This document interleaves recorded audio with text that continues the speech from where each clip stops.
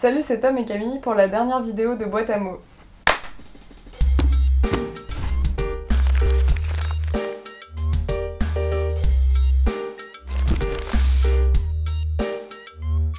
Bienvenue à toutes et à tous donc pour cette dernière vidéo de Boîte à mots.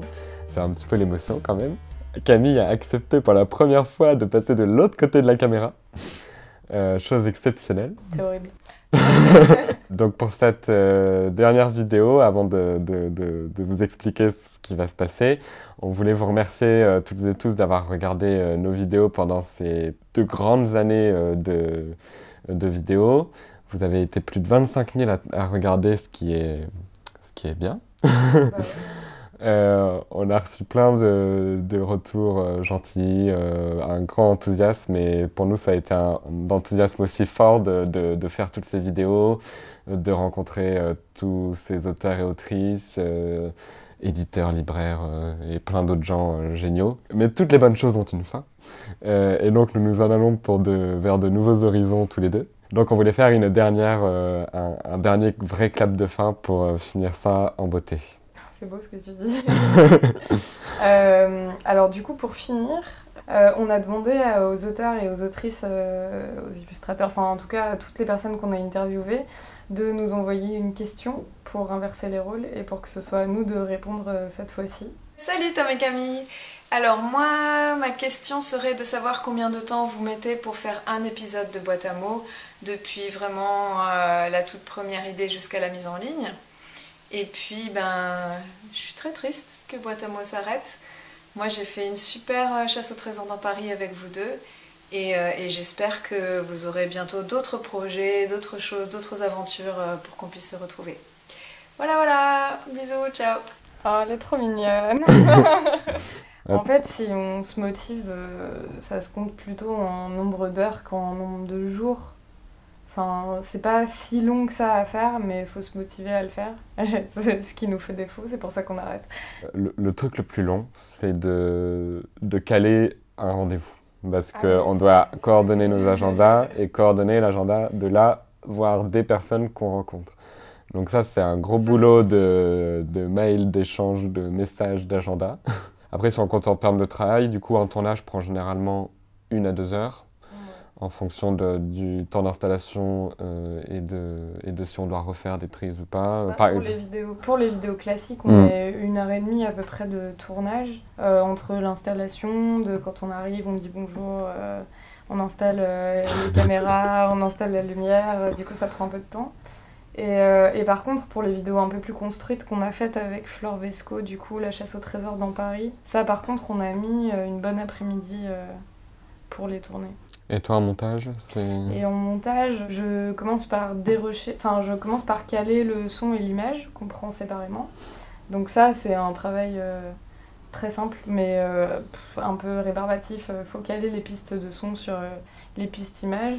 Ensuite, j'envoie tout le fichier audio à Tom, qui sélectionne les parties qui nous intéressent. Ce qui, moi, me soulage parce que du coup, une fois que ça c'est fait, je lui renvoie la balle, je lui dis « Allez Tom, à toi de travailler ». Généralement, on a un rush entre 15 et 30 minutes, quoi. Ouais, donc ça, pour une vidéo qui va en durer 5 à 10, donc il faut oser couper. Mais voilà, du coup, Tom se charge de couper. Ensuite, moi, je remonte la vidéo avec les indications de temps qu'il m'a données. Donc, je fais ça et je fais un truc un peu propre, c'est-à-dire que je coupe les hésitations dans les phrases.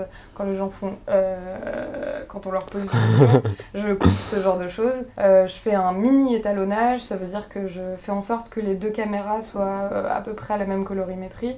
Et je fais un petit mixage son très rapide où je fais en sorte que quand il y a une coupure, quand je coupe par exemple les des personnes, je fais en sorte que ça s'entende pas trop à l'oreille et que, enfin voilà, c'est très rapide, c'est pas du tout du vrai mixage, c'est pas du tout du vrai étalonnage, c'est juste un truc pour que la vidéo soit à peu près propre à la fin. Et après il y a un petit travail d'effets spéciaux, enfin pas vraiment, mais avec After Effects où du coup je fais tout ce qui est titrage, les couvertures de livres qui apparaissent, les auteurs qui posent la question dans Boîte à mots qui apparaissent dans le cercle, les sous-titrages quand c'est des vidéos en anglais, ça prend du temps. Et voilà, le générique. Ouais, quand on sous-titre les vidéos en anglais par contre ça prend plus de temps. Je pense qu'une vidéo en anglais, Elle met 8 heures en tout à être faite, entre le sous-titrage et le fait de comprendre ce que les gens disent. Ça prend plus de temps aussi de savoir où couper dans la phrase en anglais. Et pour une vidéo classique, on peut dire 6 heures, je pense. Voilà, donc c'est long. Ouais. Donc en gros, si on faisait que ça de notre vie et qu'on était payé pour faire ça, ça prendrait une journée par vidéo à peu près. Enfin, en tout cas, on peut dire qu'on pourrait faire une vidéo tous les 2 jours. Coucou boîte à mots, déjà je suis très triste que tu partes, que tu t'en ailles, petite boîte à tire d'aile, et que tu nous laisses tout seul et toute seule à pleurer. Mais j'ai quand même un action ou vérité pour toi. Alors action, montre-nous une scène que tu as coupée au montage d'une des interviews. Et vérité, quelle question tu poserais boîte à mots à ces 3 grands morts de la littérature jeunesse? Antoine de Saint-Exupéry, la comtesse de Ségur et Hergé. Voilà, bise.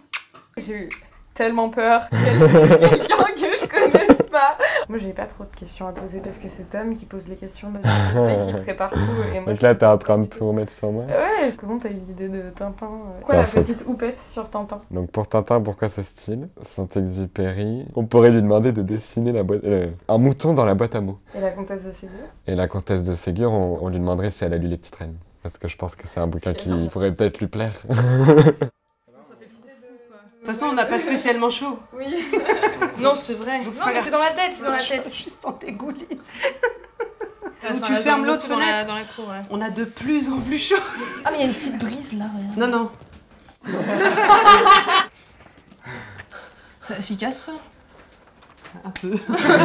Salut boîte à mots. Alors moi j'avais une petite question pour vous. Vous m'avez invité pour parler de féminisme et littérature jeunesse et je voulais savoir c'était quoi votre héroïne à vous, alors ça peut être à partir des années 2000, en littérature jeunesse, qui vous a le plus inspiré? De quelle fille romanesque vous avez envie de me parler? J'ai hâte de vous entendre et je vous fais des gros bisous. Merci à vous pour cette formidable aventure. Ah, c'est difficile. Ah non, c'est facile. Moi, je dis Elana direct. En plus, c'est marrant parce que la première fois que j'ai rencontré Anne Fleur, elle avait fait une intervention sur Elana. Et c'était la première fois à peu près que j'entendais Anne Fleur.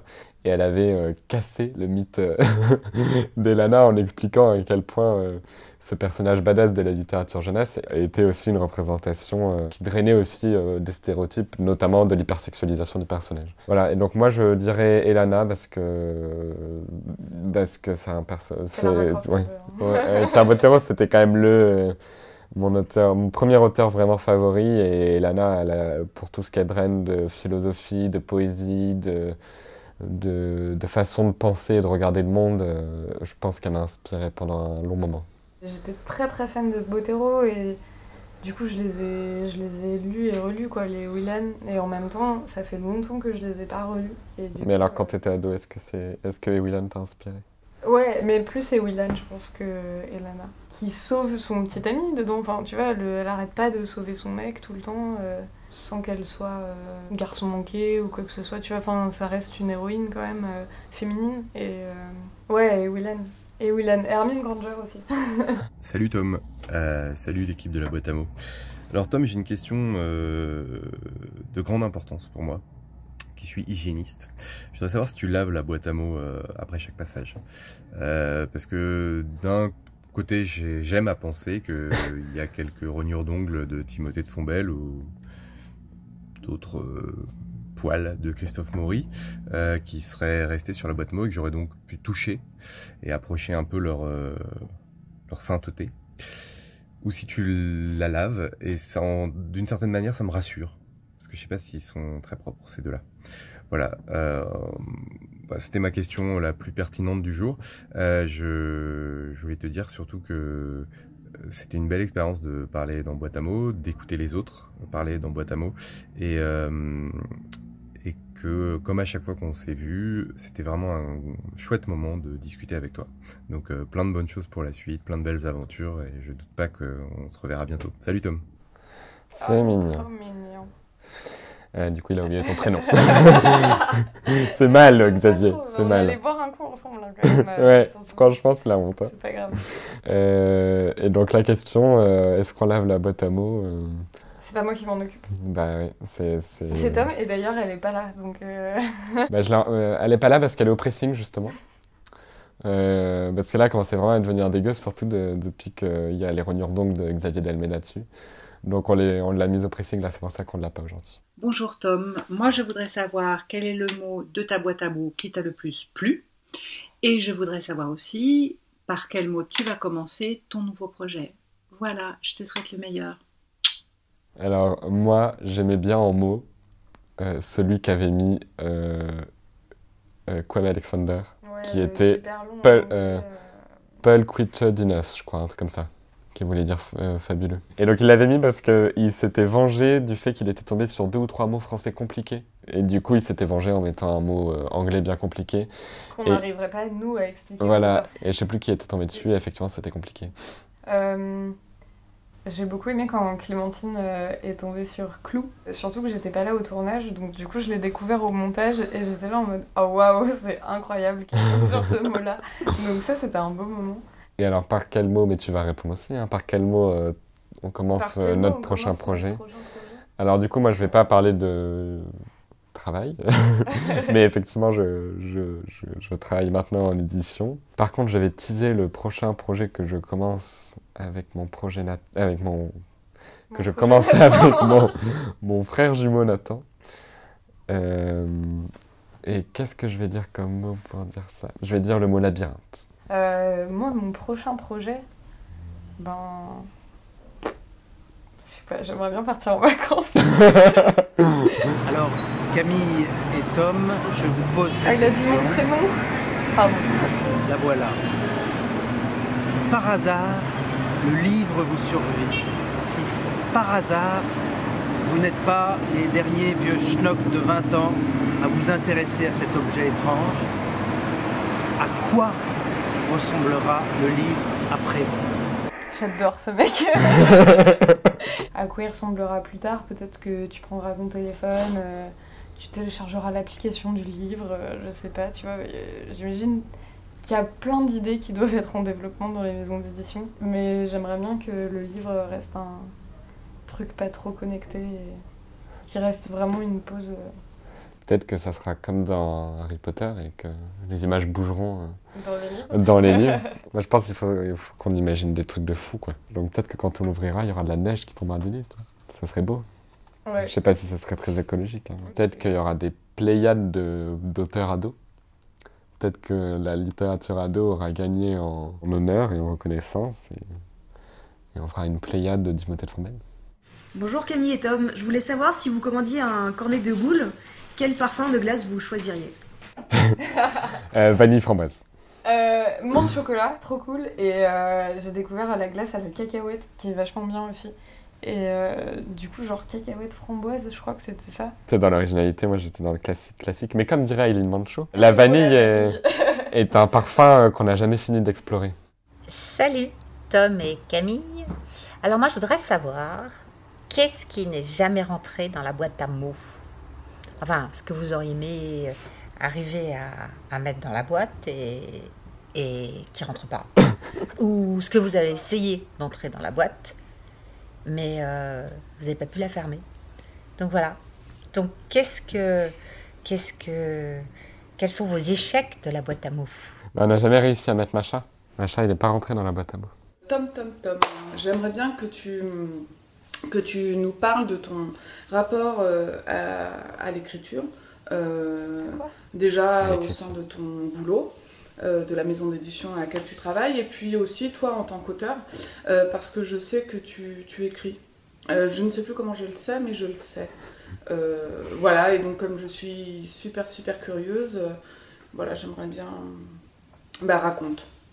Ensuite, Camille, j'aimerais bien que tu nous parles de... alors, moi, je suis pas du tout à l'aise devant une caméra, mon téléphone, enfin, peu importe. Et toi qui travailles dans l'image, j'aimerais savoir, toi, comment tu te situes. Voilà.